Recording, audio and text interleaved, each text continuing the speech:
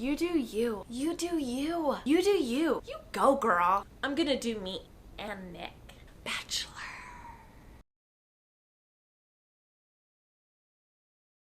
Vanessa, you're too good for him.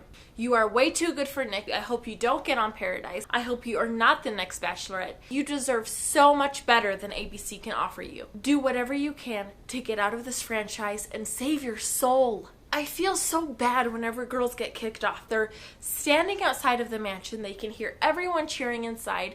They're bawling to the camera. I'm 23 years old. I've never found love. I don't think I'm gonna find it. They didn't think this process could work, but it did work, and now they don't feel like they'll ever find love because Nick didn't love them, so now no one will love them. Girls, it's ABC. Nick is not the end-all be-all. You can do better. Ladies, pack your bags. We're going to Milwaukee. Yay!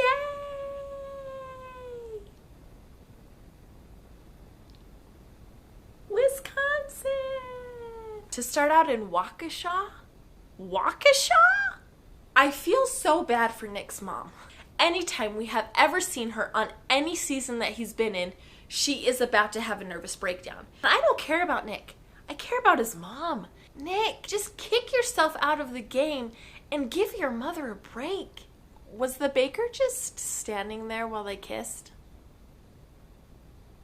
I just have a question, and I think it's more for ABC than anyone else. How far back did you have to go to find one of Nick's exes who didn't have a problem with him? Because I'm thinking it was kindergarten. I kissed a girl here, I kissed a girl here, I had a roll in the hay over here, down on that hill, in that library. I am not privileged in any way, shape, or form. Raquel, can I please have my cucumber slices? I'm not a fancy person. I don't claim to know everything. I have been to a spa once in my life. I don't think spas serve tacos. Is there a little taco cart right next to the soothing eucalyptus bath? Do spas serve tacos just like the really expensive spas serve tacos? I got a cucumber water. Was anyone else curious what Corinne's medical condition with her hands was? Were they just not used to working? Was she allergic to the polyester in the glove? I don't know what type of condition would cause you to stop shoveling cow manure, take off your poop boots, perch on a rock and just say, "My hands hurt." Did anyone else notice that Corinne called a regular conversation she had with Nick an adult convo? Does she not have adult convos regularly enough to just call them conversations? Nick and Raven went on a date to the ice rink with the entire city of Waukesha. I don't think there's a lot to do in Waukesha except go to the ice rink. Magically, the whole rink was clear. I think they told everybody to get off the rink so they could just get some shots of the couple skating. Just Nick and Raven cruising and dancing and swaying. And then you see them start to make out on the rink. But Nick knew he was being watched because he didn't go for his signature butt grab. Because that's how he makes out with girls. And then he just squeezes them.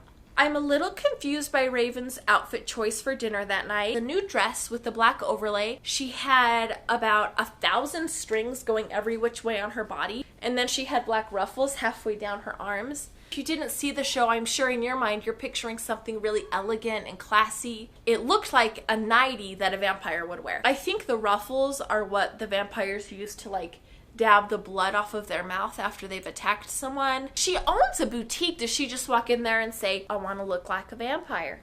I want to look like a vampire who's going to get frisky, but still needs to dab the blood off of her victims. I don't want to be dark and gothic. I want to look like a sexy, frisky vampire." Raven is literally any girl who's ever been cheated on. Kicks the door open. She throws her boyfriend aside. She starts pounding this girl.